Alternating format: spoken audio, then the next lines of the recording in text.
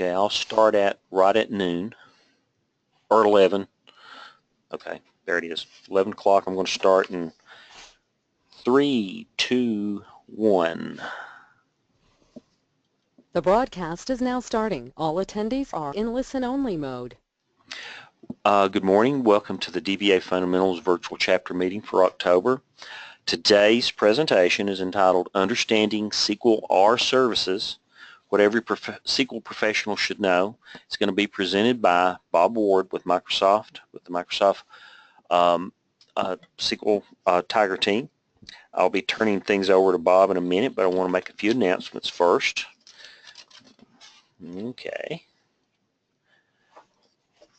Our sponsor, SQL Sentry, has actually changed their name to, and I haven't updated my slide yet, but they have, it just happened in the last 3 or 4 days, have changed their name to SQL Sentry. I'm sorry, I'll say it in a second, correct in a second, Sentry 1. Basically, they're combining a lot of their products into one suite. They still have all of the other products separate, and I have a link a little bit later on you can go to where you can check it out, or just go to Sentry 1, SENTRYONE. Any of these other links will send you there. Check it out. They've got some great products, and obviously we like them a lot because they sponsor us. We have multiple virtual chapters. If this is the first time you've been with us or multiple times, go to sqlpass.org/VC and check out all the different chapters. There's a wealth of education out there, free education, every language you can just about think of and every topic you can think of.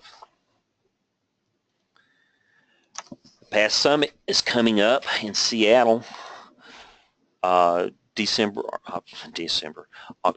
the 26th, 7th, and 8th.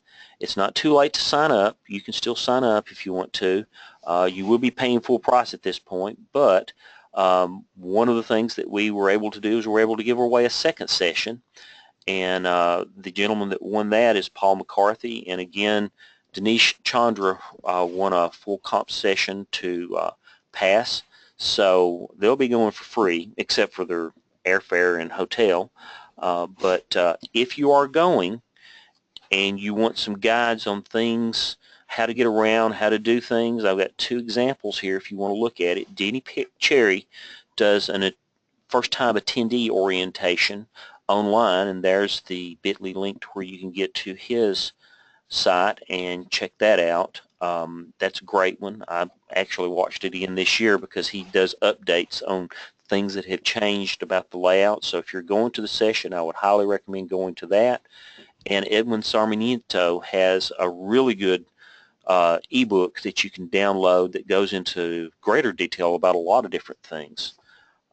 He's actually from Canada, so he talks to, he sort of alludes to how you get around from outside of the U.S.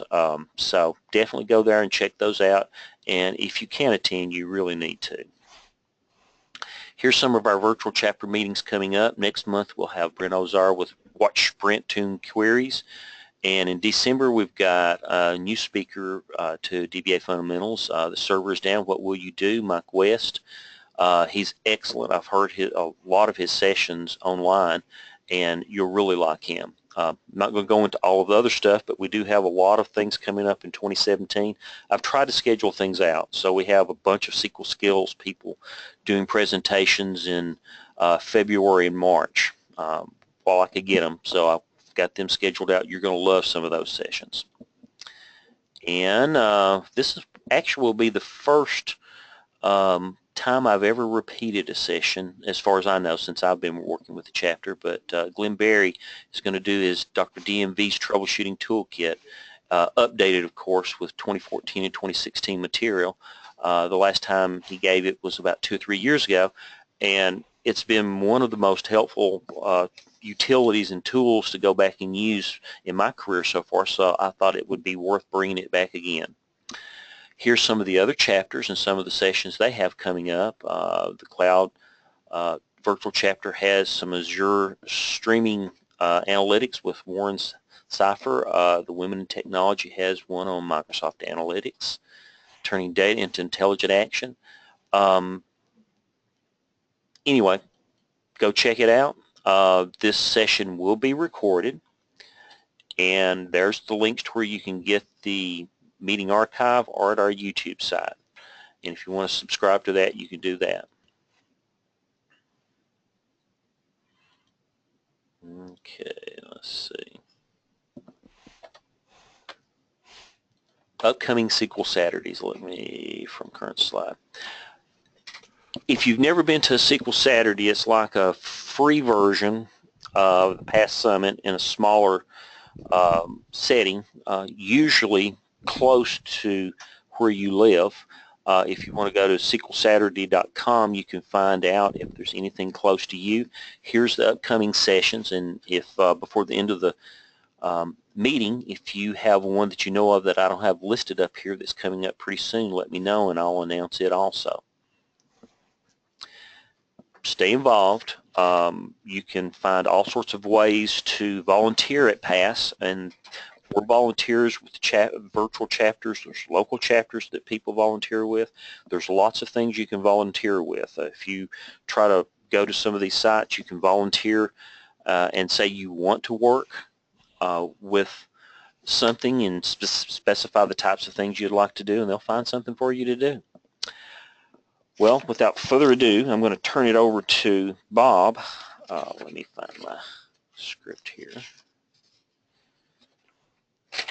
Bob has been with SQL Server since almost its inception, and he can probably tell you that. He is one of the more knowledgeable people at Microsoft, period, and his sessions are just pure gold. I think you're going to really enjoy this. I'm going to turn it over to Bob right now. I know I haven't done a very good job this morning, but here you go. Change presenter. Thanks, Steve. Steve, can you see my screen? Yes. Yes. Perfect. Well, good morning, good afternoon, or whatever time frame it is for whoever you are here listening in. Thank you so much for attending today. As Steve said, my name is Bob Ward.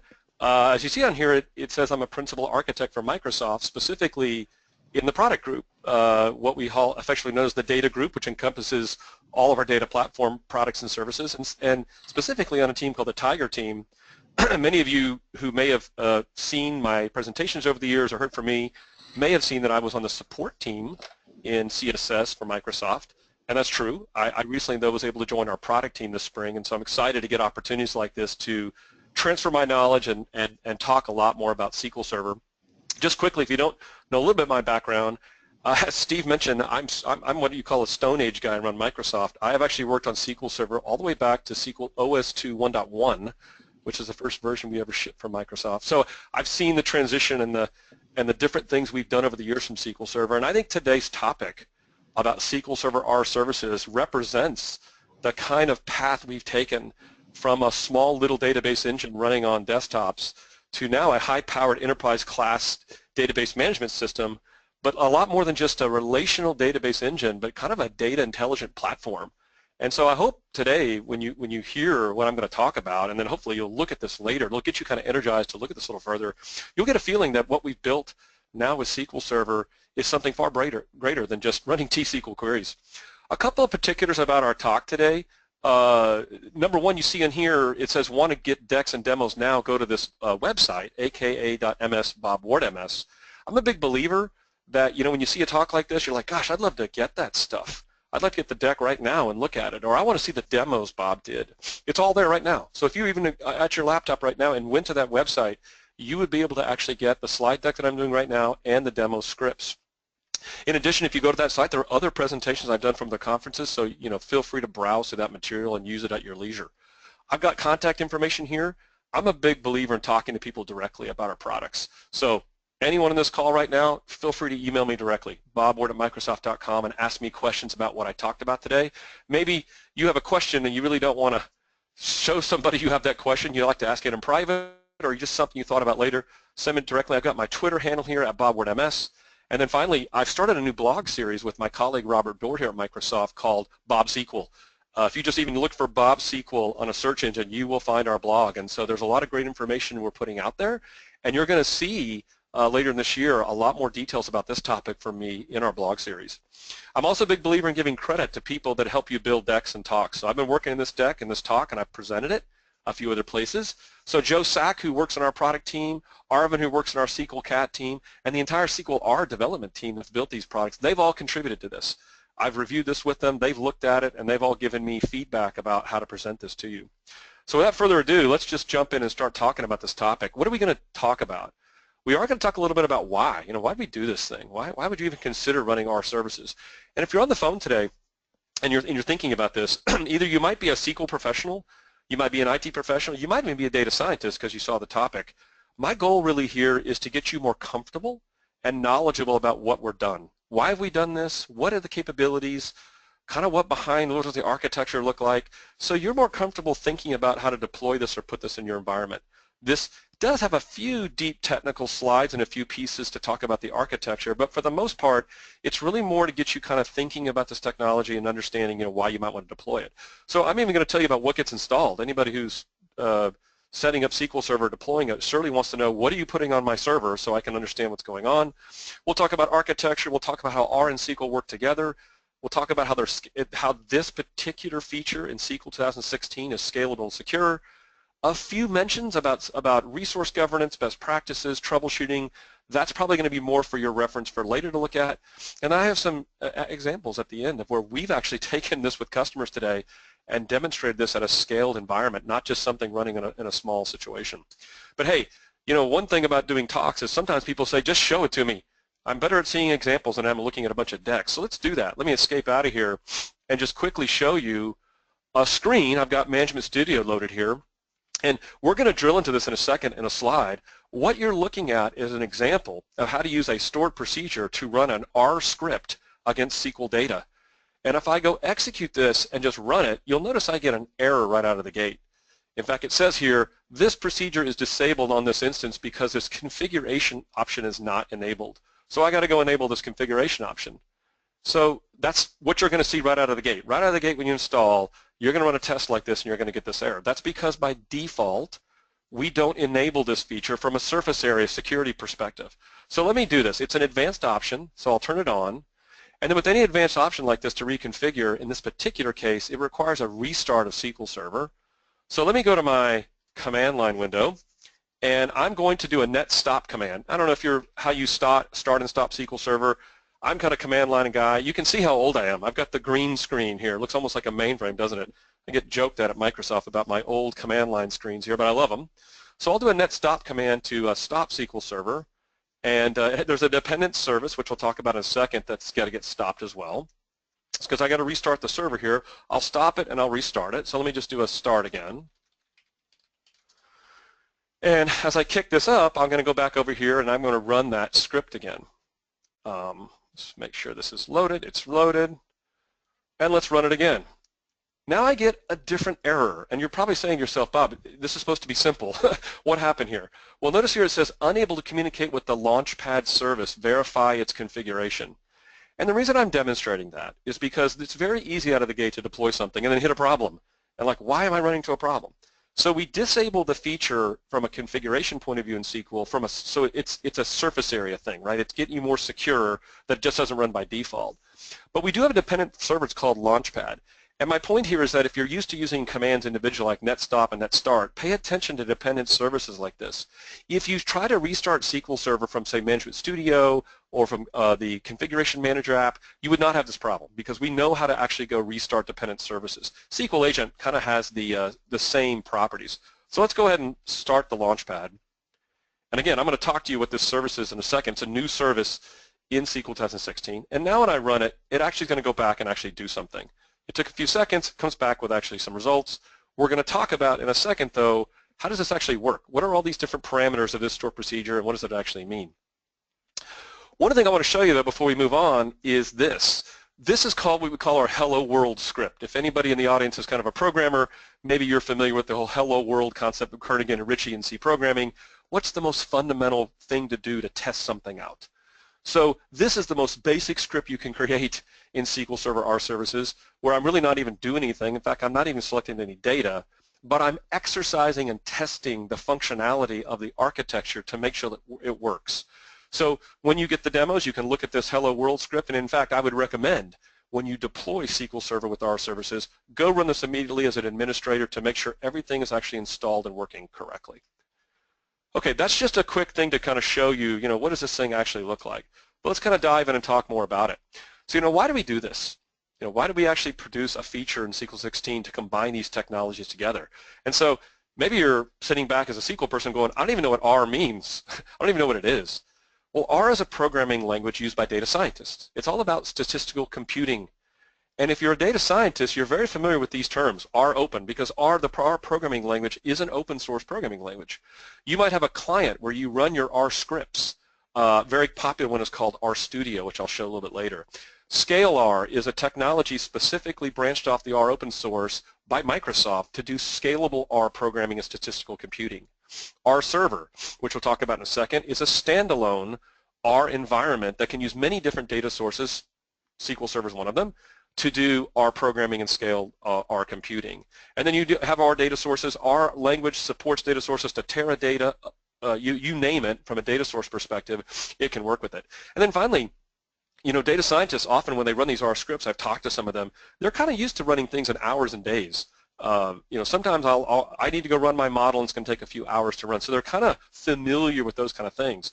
But if you're a SQL Server professional, you're used to all of this stuff. I know T-SQL. I understand SQL OS powers the SQL Server engine. I understand this dynamic management view concept. I have resource governor, X-event, query store. I look at log files. And I run things in seconds and milliseconds. I don't run things in hours and days because usually I get in trouble if it takes that long. So that's my kind of familiar environment. And if you put these together, these kind of thinking, we have SQL Server and now R together in one environment. And the whole idea here is three principles. Number one, it's familiar to both. Familiar technology to the data scientist from the R language perspective, familiar to the SQL Server professional because you're going to use these constructs on the left to administer and run these R scripts. It's very scalable. One of the problems with running R scripts often in an R client environment like R Studio is it's not a scalable situation. Things are single-threaded. You have to pull a lot of data back to your client over the network. That's why these things sometimes can take hours and days. But also, as you see our architecture, you might bring up questions about secure. Is this a very secure environment? How is SQL Server doing this and making sure it doesn't disrupt the operation of my own SQL Server database? And we're going to talk about that. So familiar, scalable, secure, those are the three pillars of what we're trying to build and why we're making these technologies work together. And if you see the term R services in database throughout some of our documentation or setup, it's the same thing. When I say SQL Server in R or SQL Server R services in database is the same thing, and we'll explain why in a second. So actually we'll start right there with what gets installed. If you install SQL Server 2016 and you're running through the setup screens, when you pick instant features, you are provided the ability with these options. You can pick R services in database, which again is the SQL Server R Services feature we're talking about today, or you can pick Microsoft R Server. Now, I don't recommend you run these you don't install these on the same server. It actually can work, but that's not the recommended. What you're going to make a choice here. You're either going to use Microsoft R Server standalone because you have the needs to run R scripts with data scientists for many different types of data sources. But if you specifically have SQL Server data sources as your main construct of your project with R, you're going to pick R services and database. That's going to set up the environment so that you can run scalable R scripts along with scalable SQL queries together on the same computer. Notice here, I put at the top of the slide here, there are some differences by edition. So Enterprise and Standard do have some differences. So as you're getting through this process of installing, you need to pay attention to that. Now, as you go through the setup process and you pick R services and database, you're going to be presented with this screen, which is a new service called the Launchpad service. We're going to talk about that in a second. You would not get this choice if you did not pick that option. And then in Azure Virtual Machine, if that's an environment you're interested in or you're using today, this feature is not installed by default, whereas in most cases all these features are installed. So there is some documentation. I've got a pointer on one of the slides for how to go through the process of getting R running in that environment. Now, as you go through setup, you're going to get a new screen, a screen that actually is going to ask for your consent to install the R open language. And the reason we have to hear your consent is it's open software. It's a GNU general license where anytime we're going to use an enhanced distribution of the GNU general license, we have to get your acceptance. So you're going to get this screen and you're going to have to hit this accept button. However, many of you on the phone here may choose to install SQL Server in an environment on a computer that is not connected to the internet. This is the first time in our setup sequence you're going to have either A, internet connectivity, or B, a process to download files offline to a server and to a file folder on your network or on the machine to make the process work. So if you are on the internet, you hit accept, everything works just fine. If you're not connected to the internet, you're going to get a different screen called an offline installation of R Open and Microsoft R Server. I've got a pointer in the slide here and a hyperlink to the entire experience of what you have to do. But here's really the key thing here. You're going to get some links here in setup, specific URL links on how to download these two packages. One is for the general R Open package, and the other is for the Microsoft R package, for the Scale R libraries and all the software that's required to make it work with SQL Server. And you must download both of these and put them in a path here that you can point to for the setup experience. Now, and there's a few additional things, as I mentioned, in Azure VM to actually download and make this work. Now, a couple of things to note here. If you install a SQL Server cumulative update or a service pack, you'll have to download new packages each time. So we've already produced actually 2 cumulative updates for SQL 2016, CU1 and CU2. And in this documentation of the offline experience, there is pointers to where each of these packages exist for these updates. Sometimes in unintended installs, this is one thing you might forget. If you're going through and picking this, you must use this option here to accept the open license terms. So a couple little reference points as you're going through the setup process, and there's some specific log files in a different program run just for the sequence to get the R binaries and things downloaded for you. So let me take a second and talk about the architecture. One of the comments I should make is when I've done this talk before, I've actually had a little longer time to do the talk. So there's a couple of slides that I chose to not include here in the main talk today, but I've put them in the back of the deck in what I call bonus material. So there's like 2 slides back there. So as you go to the talk, be sure to make sure you reference the back of that deck and look at those other 2 slides. There could be some interesting information about, for example, what are all the different R binaries that get installed? You know, the R Open language has some tools and binaries and things other than just the actual DLLs that run R scripts. So you might want to go down and look at those as well, and there's some interesting information in there. But first let's talk about the extensibility architecture, and here's what I mean by that. You know, the way we make SQL Server and R work together is actually in a very general way instead of being specific to the running R scripts, the R programming language scripts. And here's what I mean by that.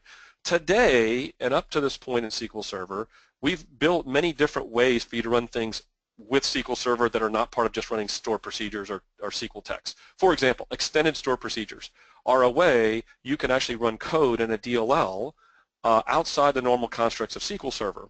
We've had SQL CLR, we've had SPOA, other different methods, link servers.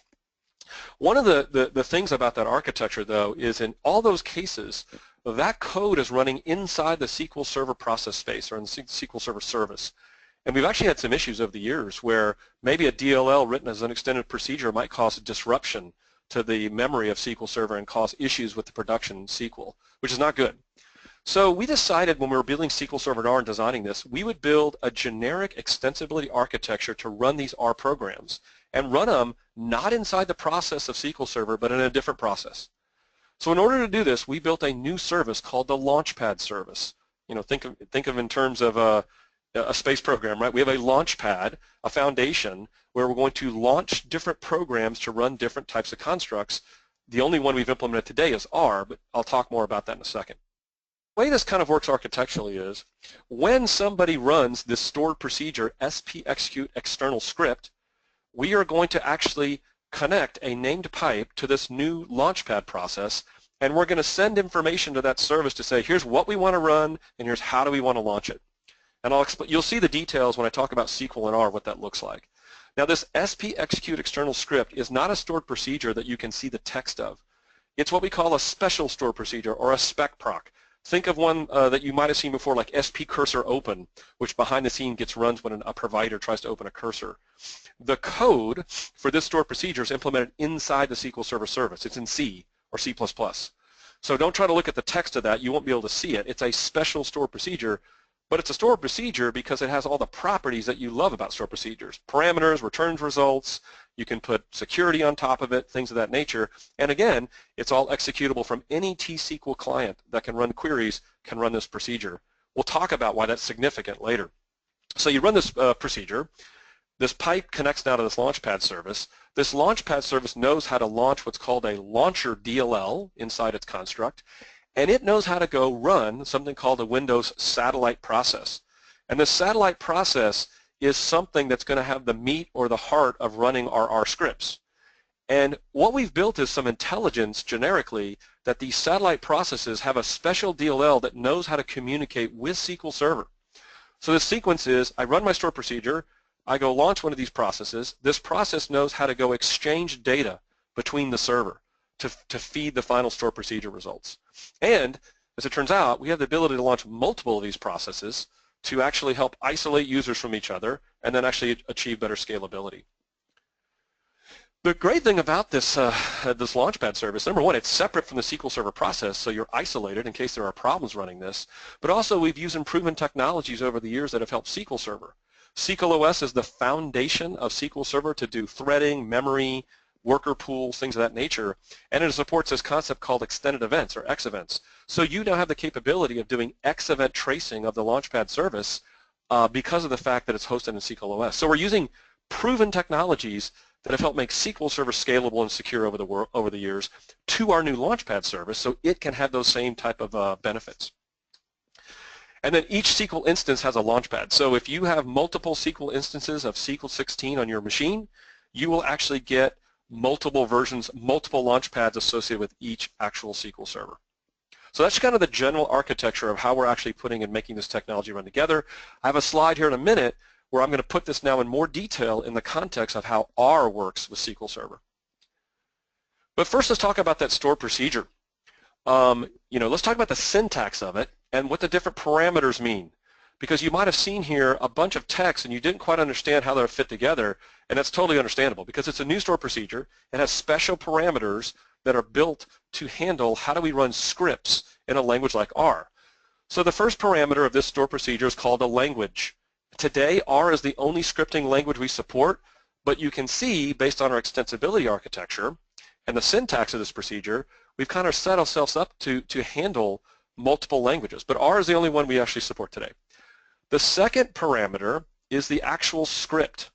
So if you see the start of this Unicode string right here to the end of this string, all contained in here is the actual R script. So anybody who's a data scientist who knows R programming languages will be familiar with some of the syntax of how this actually works. Now because it's a variable, you can actually use another variable, a varchar variable somewhere else in your batch to assign this, or I have a pointer here and a URL for if you want to make this a file, like I'd like my script to be read from an actual file because it's really long, you can do that as well.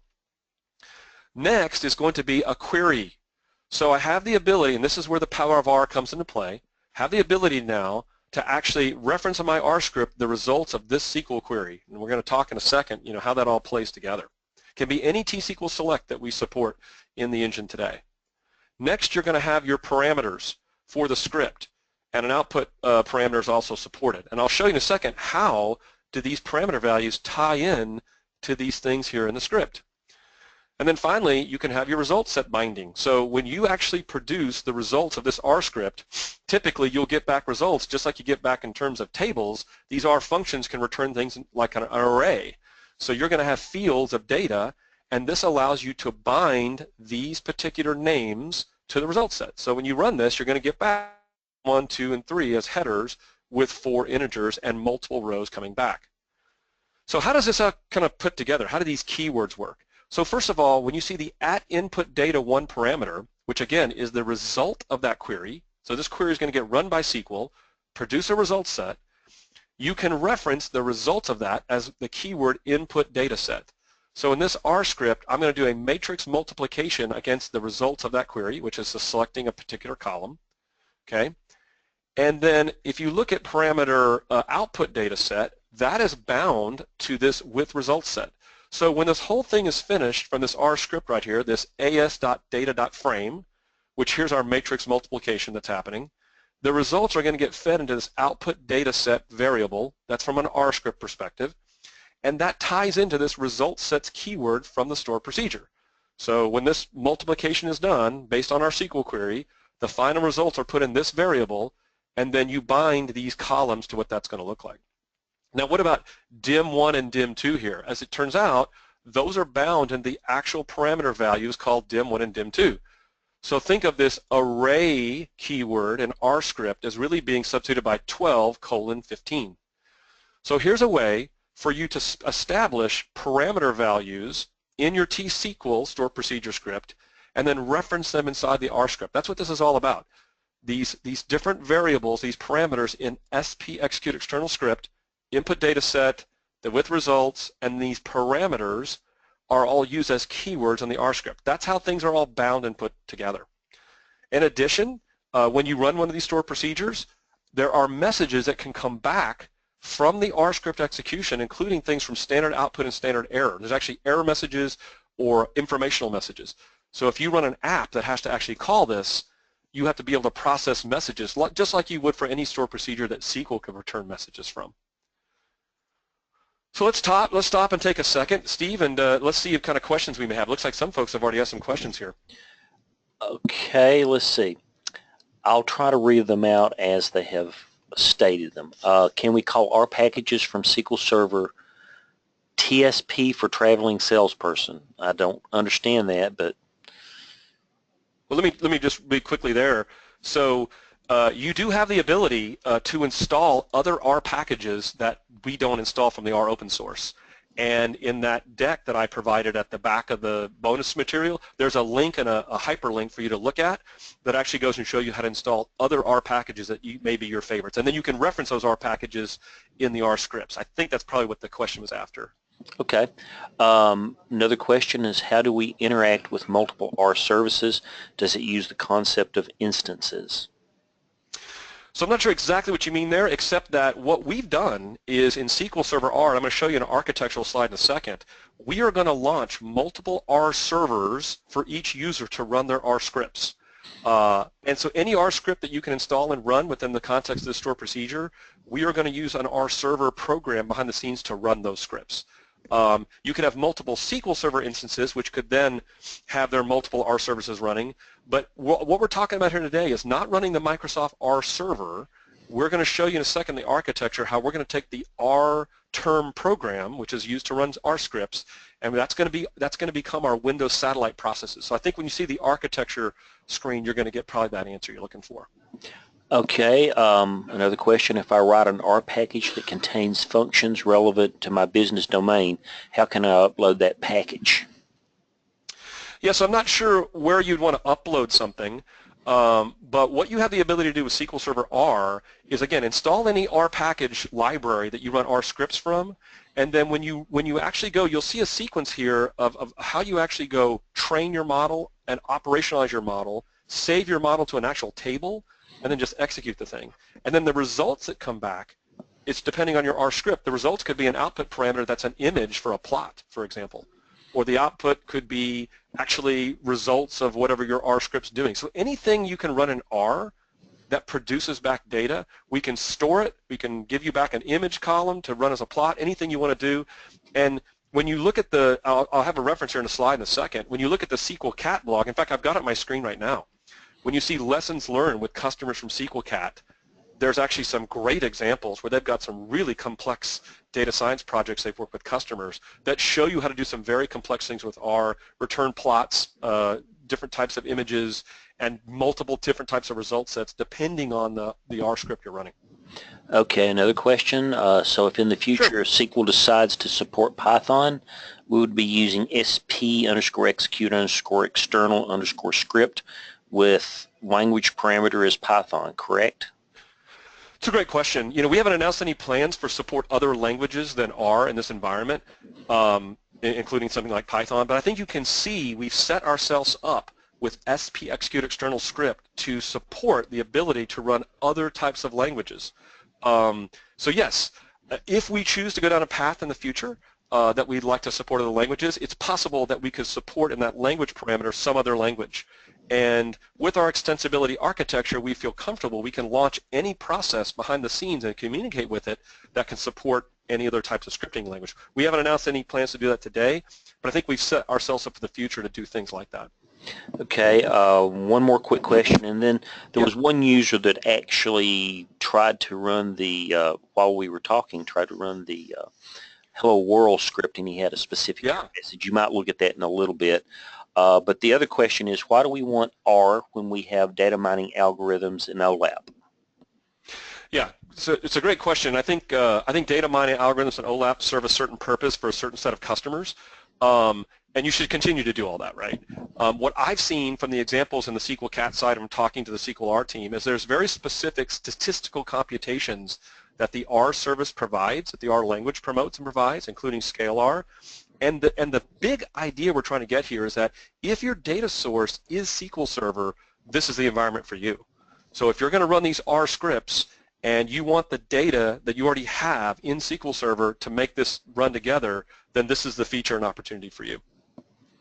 Okay. I'm sorry, one more quick one.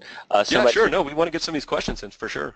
PowerShell, question mark, and that might be possible. Not sure that question unless they want to know how to run this from PowerShell. Again, the stored procedure is the environment to run. There's not a specific set of PowerShell methods that are different than this. So any PowerShell commandlet with SQL lets you run stored procedures. That would be your method to do that. So hey, Steve, why don't we move on a little bit? And I want to make sure the audience knows this for sure. Okay. Anybody who asks a question today that we don't get answered during the call, I am fully committed to getting those questions answered in whatever form we think is necessary. Steve will send me all the questions. I can post them on Twitter, at my Twitter handle, or again, you can email me at bobward@microsoft.com, and I'll likely do some blog posts in the future about some of these because I think they're great questions you're giving. Okay. Okay, so again, a couple of comments about T-SQL and R. I've kind of mentioned this already. When you try to put these together, a couple of things the CAT team has learned. Number one, this will only run as well as the SQL queries. So if you've got a SQL query that has performance problems or is not optimal, and you're having performance issues with running your R scripts, it could be that you just need some query tuning for SQL. And then here's an interesting one. As they work with several data scientists, they found that sometimes customers were building R scripts to do something that T-SQL is better at. Like they would do an R script that's producing data. They would scan an entire table, like 1 million rows. They'd use an R script to aggregate the data.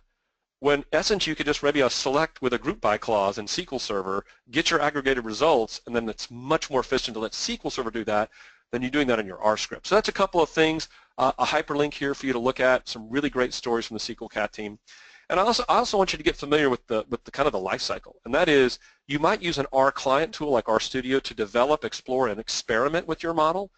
Then you go train your model using the stored procedure SP execute external script.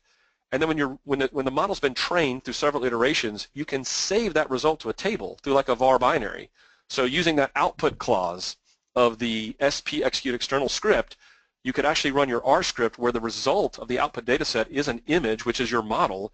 You can save it to a table, and then you can use this script later to just run the model, which is really cool because you have some great capabilities of getting a model that's operational and then using the beautiful interface of T-SQL through any native T-SQL client to just run your model and then get the final result back. So develop, train, save, operationalize, that's kind of a process you should get familiar with that you'll talk to your data scientists about when you're building this out.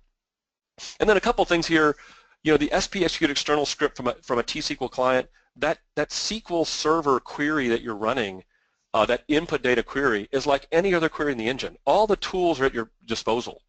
SQL Profiler, Extended Events, Query Store, all the great things you use to trace queries and actually look at them, they're all capable because any SQL Server query is just run by the engine. We'll see that in an architectural screen. We also support something very interesting. If you are actually used to using an R client, or your data scientists are, like RStudio, and you don't want to necessarily go run just a T-SQL query directly using the store procedure, you can use something called SQL Server Compute Context from the R client, which behind the scenes will run that store procedure to get the benefits of this technology. And I have a slide in the bonus material to just see the context of that and actually how it works. So that's an option in some cases for customers versus having to just go move everything to this T-SQL environment and actually run the store procedure. We still use the same architecture and procedure behind the scenes, but you can do it from your actual R client. Okay, so let's now talk about the architecture of R integration with SQL Server together. So, I showed you that extensibility architecture. So what does it really look like for R, and how does it work with SQL Server? And I've got a pointer here to the docs that we have pretty good documentation how this works. So I've encapsulated and summarized what that doc page looks like and added a little flavor, some details on it. So first of all, as you saw earlier, we talked about this. You have the SQL Server process, which has an account for your service SID. You have the Launchpad service, which has a separate service SID from security perspective. This service SID for Launchpad has lower privileges, and that's one of the great features we have here making this more secure, is that this service does not have as high as privilege as the normal SQL Server service. So when you run the store procedure, as we talked about earlier, you're going to launch this named pipe. What we're going to do first inside the engine is we're going to take the worker threads that we normally do for SQL. We're going to take the input data set query from this store procedure, and we're going to go compile that query, like any other SQL Server query, right? If it's in cache, we obviously don't have to compile it. But let's say you had a syntax error in your query, you would get an error immediately. We wouldn't do anything else. So we're going to first compile this thing. Then we're going to go send that new named pipe call to this Launchpad service. And one of the things we're going to do here is we're going to send a message to say, hey, here's the R script we want to run. And by the way, we're going to have some SQL results for this at some point, so pay attention to that. And what other data we have to send necessary to run your R script, we're going to send it to this Launchpad service. And for the R language, we have a special DLL called the R Launcher DLL. Remember I mentioned there's a Launcher DLL concept. Well, we've built one for R, which understands how to take this information from this pipe and do the following. What it's going to do is it knows how to go create one of these satellite processes, which I mentioned before. And for R scripts, it has to create a satellite process for something called rterm.exe. rterm.exe, that's where that R open source comes into play. That is a command line based program for Windows that knows how to run R scripts. If you're familiar with R, you could literally just run rterm from a command line and feed it an R script and it can produce some results for you. But in the context of SQL Server, this is a satellite process where we're going to effectively launch the rterm program that knows how to run R script, open R scripts. It's running in the context of a local user account that has very low privileges, enough just to run your script and access any folders it needs to. Now, because this is a command line program in Windows, I don't want you to be surprised when you see this, but there's a conhost.exe program that also gets launched. That's a Windows thing. That has nothing to do with our environment. Anytime you launch a separate program that's command line based, you'll always get a conhost.exe by Windows. But I want you, when you see these programs launch, I don't want you to be surprised by this one. Now, as part of installing SQL Server in R, we have a special DLL called RxLink DLL, which is ours at Microsoft. We wrote this DLL. And any time in the context of running rterm, when it sees an R script based on what we're running from SQL Server, it knows it needs to launch this DLL, and this DLL knows how to create another process called bxlserver.exe. bxlserver.exe is the Microsoft R Server program effectively. If you were to install Microsoft R Server, you would actually have this program running as a service to go run R scripts. So you basically have this launcher that knows how to launch this rterm.exe program. It's a separate program. And it, by the nature of running RxLink DLL, knows how to spawn another program called bxlserver that understands a couple of things. Okay? Number one, it knows how to run the Scale R routines built by Microsoft. Any kind of Scale R routines, which are all documented, you can see the list of these in the documentation. This is the program that's going to run those. And then here's the other special thing it does. It knows how to launch this program called SQL Satellite DLL. We talked about that earlier. Why is that important? Because that's the DLL that knows how to talk to SQL Server. Now, let me back up for a second and show you over here on the left-hand side something very important that's happening here. This is something very clever we've done. Number one, when we compile the query, we're going to send a message to the pipe, but somebody's got to run the query to get the results. So asynchronously to sending this message to the pipe, we will go run the input data query inside the context of SQL Server. So imagine us launching all of this to get things started with the R script. The R script at some point, through the intelligence of this program, knows I need some data because you said I was going to get some data. The SQL satellite can go back to SQL Server, and when this query is run and done, it knows how to push the results back to this server. So you've got a concept of launching these programs, SQL runs your query asynchronously, then the program over here says, hey, I need some data to finish running this R script. We'll feed you the data, but then the other thing we do is this R script may have data to return. There's data coming in from the SQL Server and data coming out from the R script itself. So our query is smart enough to know how to, in an interleave fashion, send data to this DLL and receive data back to this DLL to give it to the final output. And we do this to a TCP port, local to your machine. And we use the same technology we use in SQL Server for TCP/IP communications. We just do it all on the server. In fact, that's the part that's interesting for this diagram. If you're looking at this whole screen and wondering, this looks pretty complex, this is all happening on the computer where SQL Server is installed. That is us using the power of the computing resources you have on a SQL Server to do all of this work to run for R. And the other thing that is interesting about this architecture is we use something called a process pool. So we're not going to just sit here and launch processes all day long as you have more users come in the system. Just like a worker pool for SQL Server can run threads, we can have a process pool of this pair of programs, rterm.exe, bxlserver.exe, together as a pair run these R scripts. So as each user comes on, we will launch these processes, but we have a pool of them.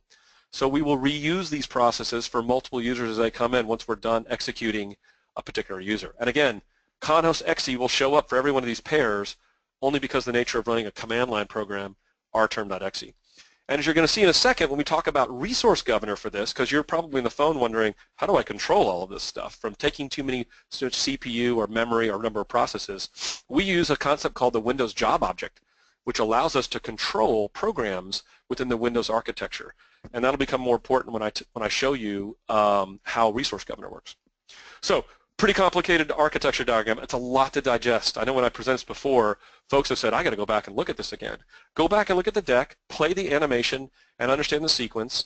But you can see whenever we're running a query, our thought here is let's isolate SQL Server from running these R scripts, but let's also have an ability to push and pull results from the programs of the SQL query we're running and the results that the R script is returning back. And again, this is all local, all happening on the computer where SQL Server is installed.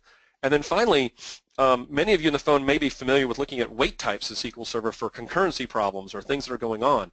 So if you ever see a wait type in any of the DMVs called satellite underscore something, that is a wait type for this communication path between SQL satellite and then a SQL Server thread running your query. So any latency that occurs locally here to push results or pull results will be seen by one of these satellite wait types. Okay, let's take a second and just look at this for a minute. One of the things I love to do when I do demos is I actually build README files. I don't know if you guys do that or not, but one of the reasons I do README files is I don't have to memorize this stuff. Who wants to memorize demos when you're doing something with customers or something on the phone? So another thing is that it helps you see behind the scenes, what was I actually doing. I'm going to show you just briefly here how these program gets launched by looking at something called Process Explorer, which comes with a sysinternals toolkit you can easily find on the internet. And so we're going to show you, kind of how these things get launched.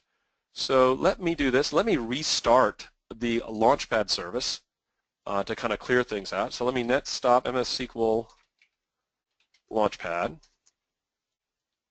And let me start it again, MS SQL Launchpad. And when I do that, I'm going to go over here and look at Process Explorer for that program that I just launched. Sometimes it's a little tricky to go find this. Let's go down here and scroll down and see if we can find it.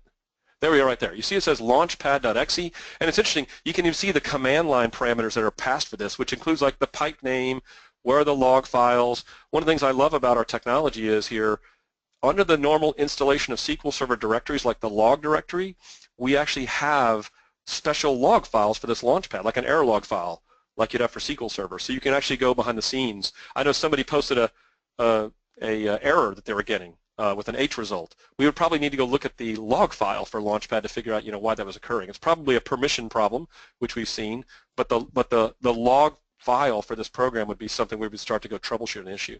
So I just have Launchpad.exe running here, but you're going to notice when I go fire off one of these, so when I go fire off one of these programs, let me go do this. Let me go launch a script that I've got on my demo directory. There we go. What I'm going to do is I'm going to go run this. If you look here from my instructions, what I'm going to have you do is I'm going to go run a delete, and I'm going to cause a blocking problem so that I can kind of see this actually happening. So I'll run this this query right here to do a transaction that's not committed, and I'll go back and run this query, and notice it's blocked, but notice here what happens in Process Explorer. Here are the new programs that are launched right here. I'll show you this in a second. Right here. You can see Launchpad has launched, and notice I have multiple R-term XEs and multiple BXL servers with conhosts together. This is our process pool. So by launching one script, I actually launched multiple programs, not just one of them. One of them right here, which you see has the CPU time, this is the only one right here that's running right now for our query. The others are out here to run for other users. Each of these program combinations run in separate user accounts depending on the user. So if you've got, by default we have 20 of them. So we have 20 user accounts all installed for very low privileges we install for SQL Server. If you run a program, we'll use that account. If somebody else like Steve ran an execute script, we would have a separate account for him. We would still use these same pairs of processes to run. So here we're just showing you the different processes. And then we have all sorts of things like we've done with SQL Server. These processes have like idle parameters. So if I sit here and just let SQL Server run, you know, one of these programs is going to be run because I'm blocked. But if I unblock him, this will finish. And if I let my SQL Server stay idle, these processes will eventually get trimmed. So we don't let these things run forever. I don't remember the exact idle timeout count, but after like several minutes, you will notice that these will all be terminated because nobody's actually run anything. But if you have a healthy SQL Server running these scripts a lot, you will come to see these processes up and launched and running all the time.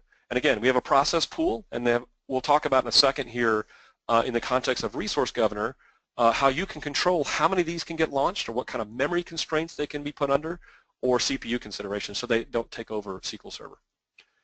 Okay, so that's just a brief look at how you can kind of look inside. If you were talking to me and said, Bob, I'm having a problem launching these, we might use a tool like Process Explorer to see what programs actually got launched. Okay, so let's talk a little bit about some quick points about scalability with R services and database. Number one, you know, one of the reasons we did this was because people were using standalone R clients like RStudio, and they were having to fit all their data into the memory of the desktop or laptop running their data science project, their R program. So they have to go scan, you know, gigabytes worth of data on some SQL server, bring it across the network, load it all into memory, and then run our R script against it. We're not doing that. We're pushing the context of the data and the R script. So think about what we're doing is we're just sending an R script to SQL Server saying, hey, the data's all there for you, run it all on the server and just give me the results back. So you can see we're getting a lot more efficiency than a standalone R client in that context. Many of the open R functions are single-threaded.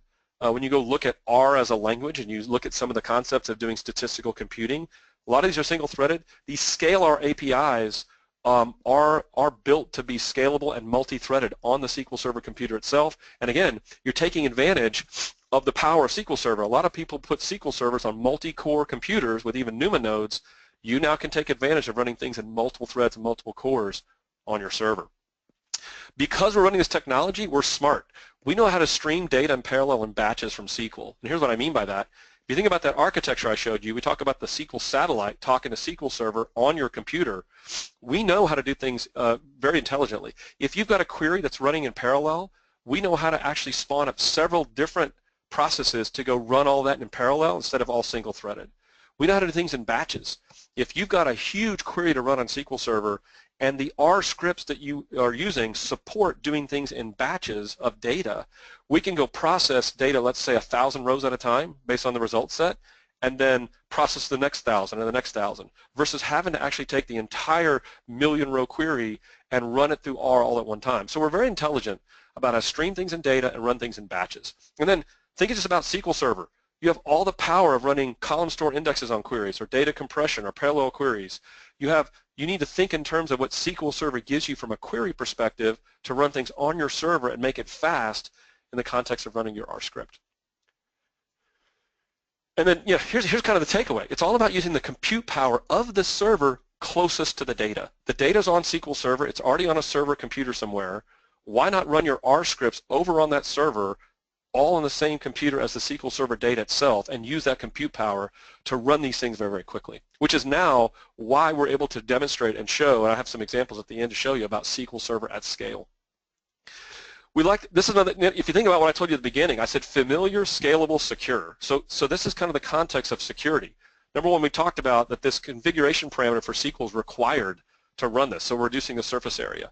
All the R script execution happening outside the process space of SQL Server by the Windows satellite processes that we launch. The script requires explicit permission. Everybody doesn't have permission to run this stored procedure by default. You can actually assign it for non-admins specifically. And then you have to have a SQL Server login required to actually go run these queries in R scripts instead of just having permissions to run any R script you want. Since you're using SQL Server, you can use the power of SQL security. And then finally, these processes have limited privileges. As I talked about, these satellite processes run under local user accounts, under a specific group, and each execution is isolated from the others. And then we even have Windows firewall rules we've built in to block outbound traffic.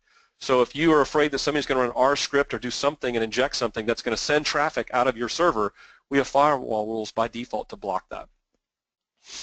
And then here's just some best performance considerations that we've done over the years. These are more for you to read afterwards and think in terms of how you want to configure your SQL Server. I've got some pointers as well to actually do that. Biggest thing we've seen so far is customer needing specific privileges. By default, we set up SQL for all the necessary privileges and local rights that it needs to run, but we've had some customers that have changed their group policies to change privileges for certain accounts that has caused issues, and we've got some documentation for you to look at to go through a checklist to see if you're having problems there. So let's talk about resource pools. I know we're pretty close to time. We got about 5 minutes left here. So let's talk about resource pools, and then we'll talk about SQL Server at scale, and then we should have like 2 or 3 minutes to go over some questions here, or even we can go over the questions we need to. So I've thrown a lot at you, but if you think in terms of what I showed you in terms of these satellite processes, you may be thinking, hey, I like the resource governor concept from SQL Server. I, as an administrator, don't want these processes to go out of control.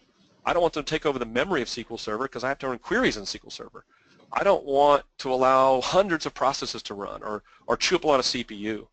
So we've developed a new concept called an external resource pool in Resource Governor. So you have default pools in SQL Server today, you have internal pools and user pools, now something called external. And there's 2 types. One is the default one and one is a user one. And you still have this user classifier function concept to identify which query can run in which pool. And so what we do is we allow these controls. You have max CPU percentage, you have max processes, max memory, and affinity. And the concept is that these controls will apply to those satellite processes I'm talking about versus your SQL queries. So any of those processes running RTerm and BXL Server, we can control how much CPU they'll consume, how much memory they'll consume, or the maximum number of processes that are allowed to be launched. You have that capability, which is really nice because then you get an environment where you're running some R scripts, and if you've noticed that the R script part of what's going on is just too consuming, not allowing SQL to run well, you can actually take some of these controls and maybe throttle down a little bit of what it's doing. Maybe it's going to run a little slower, but at least it'll run in a way that SQL can run just fine. And then you also have the affinity concept, which I think is really nice. So let's say you got a SQL Server set up with a multi-node system. You could actually affinitize your R scripts to run on one NUMA node and SQL Server itself to run on a different NUMA node. So now you can partition the processing power across your CPU nodes from the satellite processes versus what SQL Server is doing. And then, anytime you're looking at SQL Server, you've got to manage and monitor things, and I've got a litany of things for you to look at. DMVs, perfmon counters, extended events, log files, a slew of these things to look at for you to be able to go troubleshoot and monitor and manage your actual environment. And then finally, I just mentioned here the R lifecycle. This is kind of the normal process of how it works with a data scientist. You install this feature, you kind of verify it with the Hello World test, you develop your model with an R client like RStudio, then you go through and use that stored procedure to train and save your model, and then, this is the beauty, then you encapsulate everything into a stored procedure. So you build a stored procedure called my linear regression or something, and you've done everything to save and operationalize a model. Now from even a report server, you can just call your linear regression through a T-SQL procedure, it's all encapsulated, and then you get a result back. So think about encapsulating your entire R project in the context of a T-SQL procedure and now it can be called from any valid T-SQL client, whether it's reporting services, some web app you've built, or whatever it may be. That's really the power of using not only Scalable SQL Server, but the encapsulation of T-SQL store procedures to run your entire project. And then you would use SQL query tuning, R script tuning, batch size parameters, which we support, and resource governor to kind of tune and configure your actual environment. And then, to end here before we take questions, we're not just building this where a couple of people have just thrown a few projects out there. I've got links out here to things we just recently announced at Microsoft Ignite, where actual companies are using this technology to take their data science projects and put them at scale. We got an insurance company that does fraud detection at 1 million transactions per second using this technology on a very, very reasonably powered SQL Server, to actually do this. We've got customers doing airline ticket and hotel room price predictions 100 times faster now with SQL R than what they were able to achieve using just their standard R client and R server to actually execute this on a separate server from SQL Server. So I expect us to continue to see projects like this come along, but here's some great examples you can go look at afterwards to see, is anybody actually doing this in production at a very high scalable environment like we actually say that we can do. So here's some resources for you to look at, and we are right on the edge of 12 o'clock. A lot of information that I've gone through. I hope this has really given you a great context of how to really get interested in this technology, get more comfortable of what we've built and what we've done. But Steve, let's take the last few minutes. We'll go over just a little bit to answer some more questions here. Okay, we generated There's a lot. Yeah, a lot of questions. So if you want to any two or three you'd like to pick out that are more interesting, Steve? Let's see.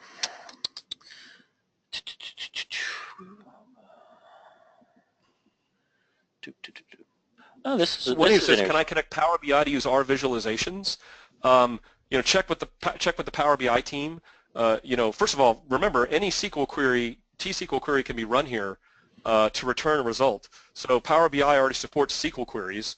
So from this environment, you could set up a Power BI data source to a SQL Server live source and just run queries from it.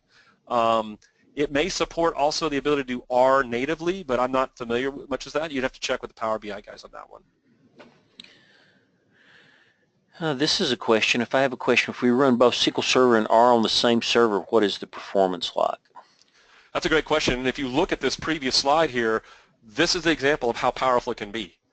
With the right setup, right? With the right query that you're running, here's customers that are running very high scalable R scripts with SQL Server on the same machine. They've got SQL Server, they've got their R scripts set up, and they're also running other queries on the SQL Server device, not just these R predictions.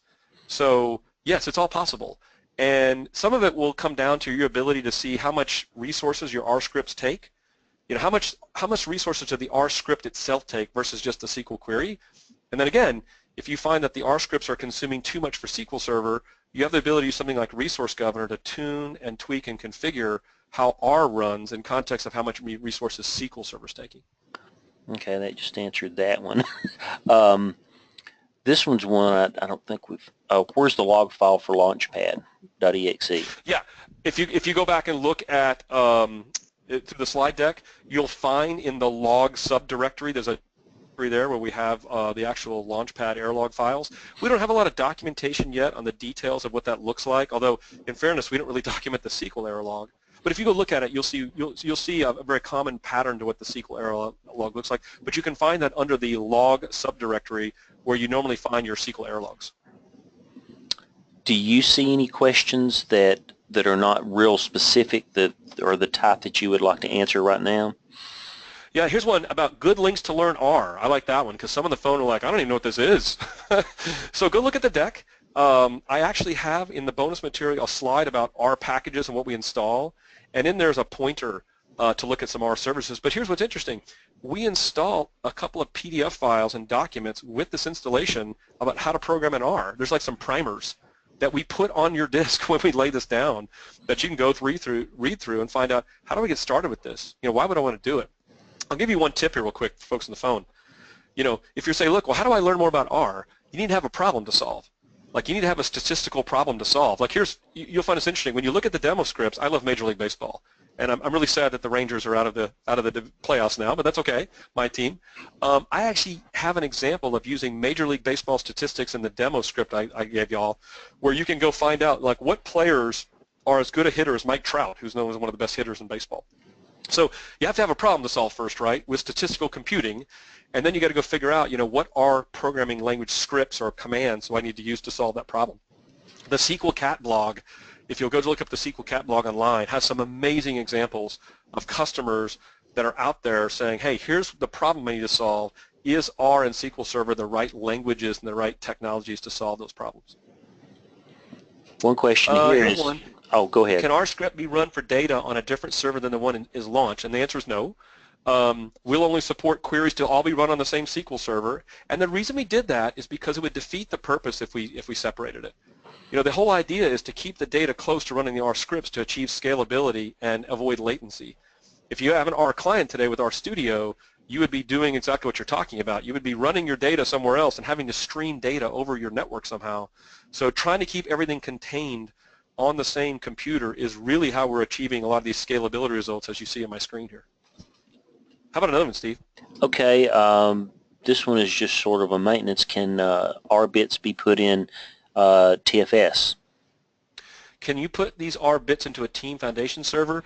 That's a great question. I'm not sure exactly what you mean by the R bits.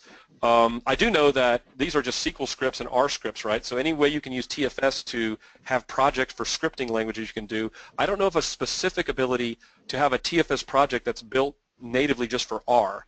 That's a good question to send me an email directly on, and I can put you in touch with the R team to see what they think. Okay.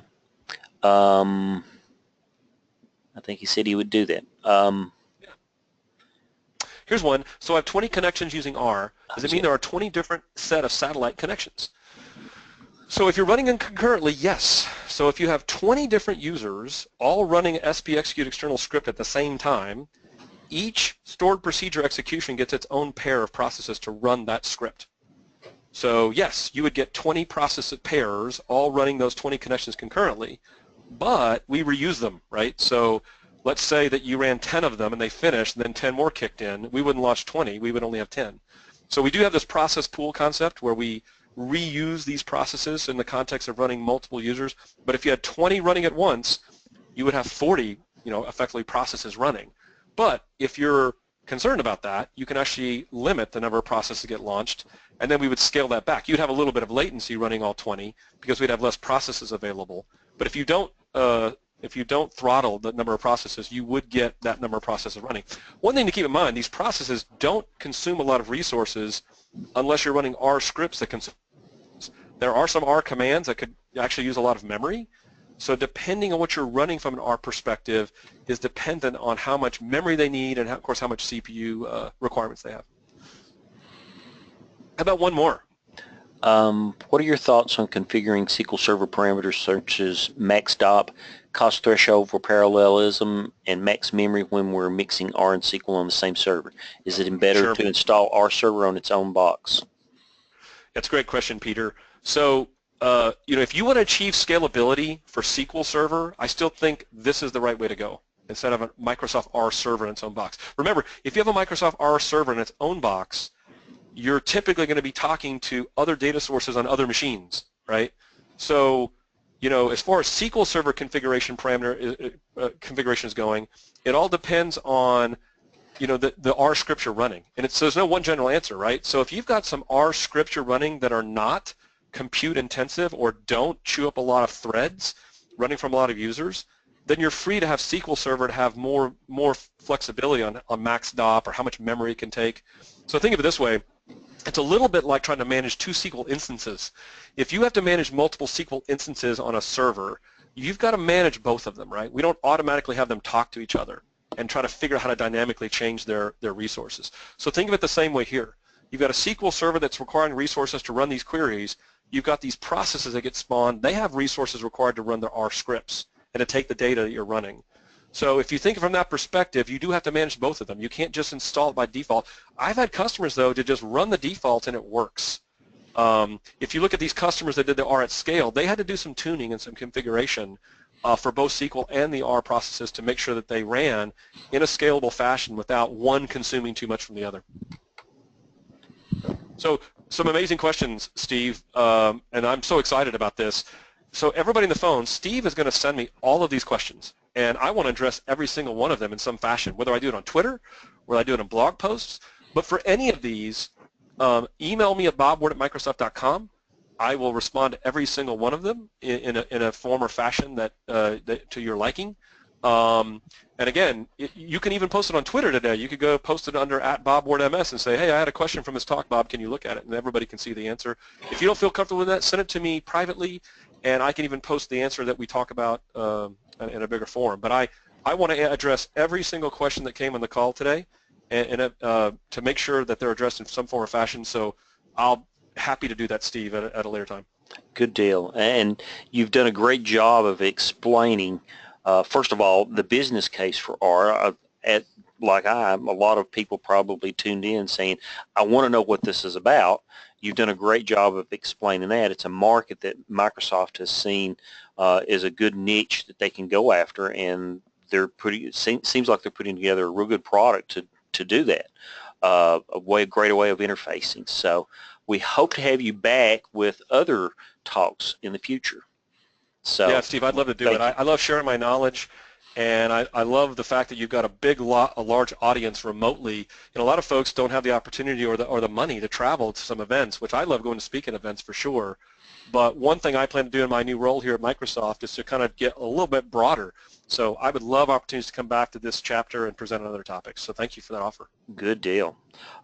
Next month, we're going to have Brent Ozar actually going through and showing you how he tunes queries. I find that's a great way to learn how to do things, is to watch somebody else that's really good at it and understand how they go through things. So be sure and sign up for that. Anyway, thanks again, Bob, and I guess we'll kind of turn off the recording. And thank you, Steve.